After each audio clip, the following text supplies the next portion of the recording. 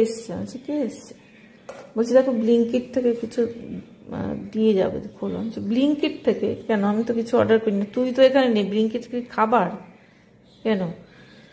তো তারপরে আমি জিজ্ঞেস করাতে যদিও এটা আমার নয় আমি তো খাবো অবশ্যই দুখানা কিটকাট পার্ক পার্ক আর আইসক্রিম এটা হচ্ছে কিসের জন্য বলো তো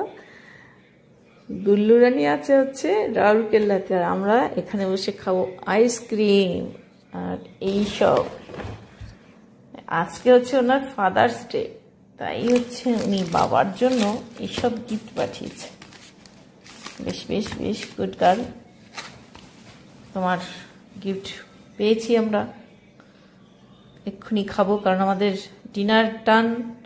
এখন এটাই ভাবছিলাম যে অন্য কিছু খাবার হলে কি করে খাবো আমাদের খাওয়া দাওয়া হয়ে গেছে তাই জন্য আইসক্রিমটা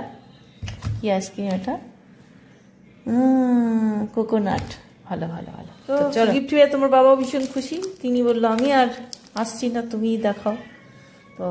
এক্ষুনি এক্ষুনি খাবো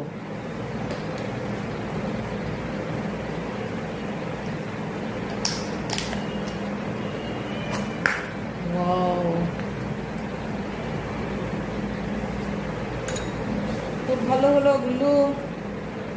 কি করে বুঝলি আইসক্রিমটাই দরকার ছিল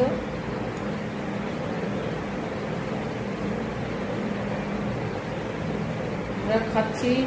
কিন্তু তোকে দিতে পারছি না এই যে নিয়ে যাও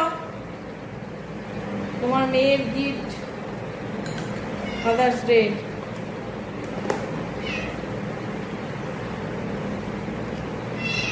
ওনাকে দিয়ে আসি আমরা আর ভিডিওতে আসছি না তো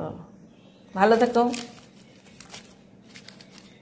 তোমার জন্য তো আর গিফট ফিফট কিছু দেওয়া যাবে না কারণ তুমি আছো অনেক দূরে চলো টাটা গুড নাইট